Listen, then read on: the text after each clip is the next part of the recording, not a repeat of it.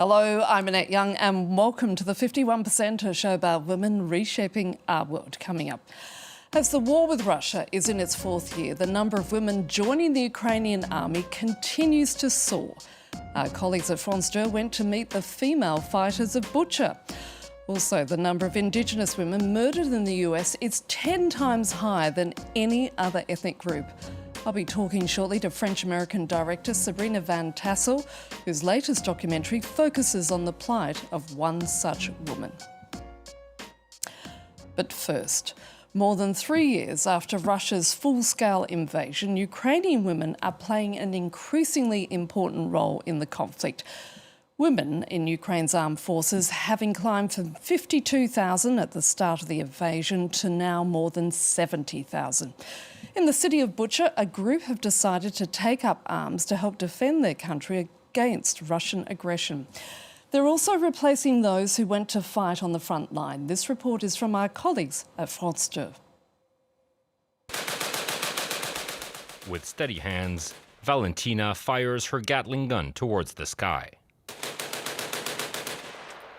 The 51-year-old veterinarian enlisted in the Ukrainian army 5 months ago to help defend her country and is now learning to shoot down Russian drones.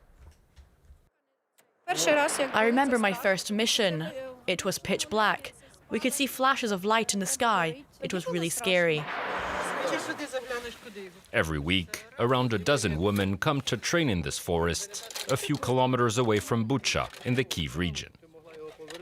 Their unit used to be made up exclusively of men, 90% of whom have since been sent to the front line.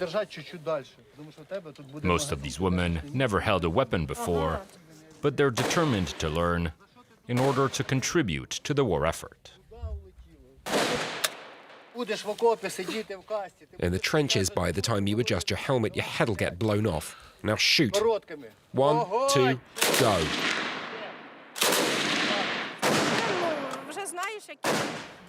It makes you want to try again, but this time I'll be careful. I'll make sure my helmet is well strapped. The women in this unit all come from Bucha, a city captured by Russia at the start of the conflict, and have witnessed the horrors of war. Valentina survived several weeks of Russian occupation and will never forget the day she managed to escape. We arrived at a checkpoint and Russian soldiers made us lower the windows to see who was in the back. One of them pointed his rifle at my son. A traumatic memory that convinced Valentina and her friend Ina to take up arms. Every time I come here, I cry just thinking of all the bad things we've done. But we're not victims anymore. Now we're the ones doing the chasing. Ina enlisted in the Ukrainian Air Defense Forces 6 months ago, but has refused to quit her old job. During the day, she teaches maths at a local school before hunting Russian drones at night. A double life that's taking its toll, yet Ina remains determined to fight for these children's future. You know, children can be quite loud and exhausting to deal with.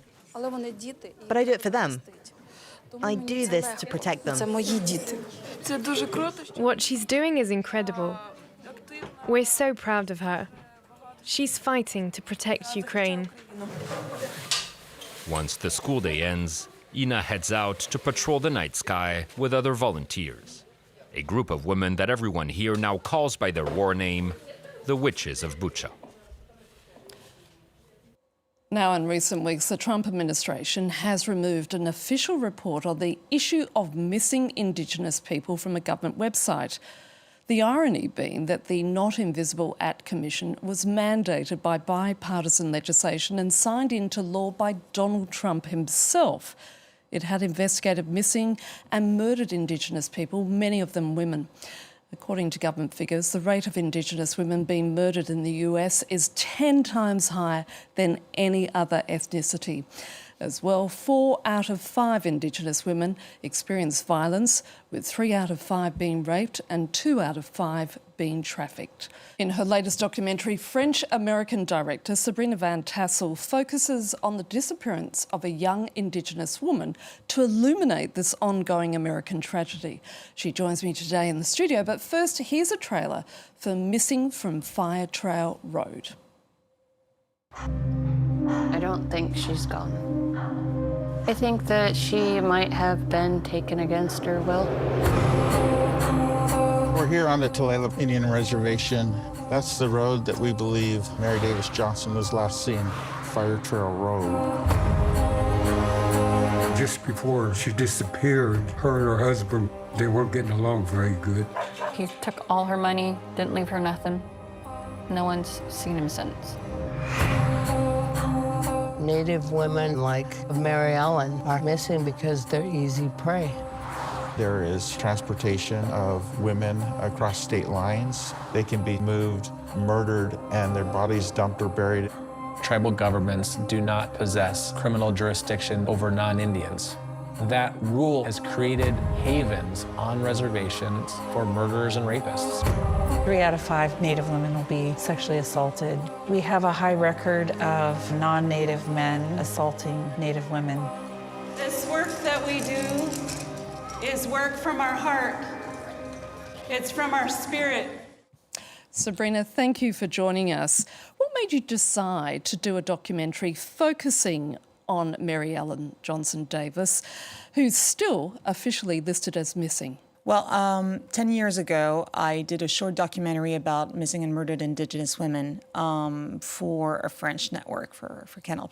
And I went to the Tulalip Tribal Reservation and investigated the fact that women were missing, going missing, and being murdered more than any other ethnicities in the U.S. It was kind of like difficult to choose one story.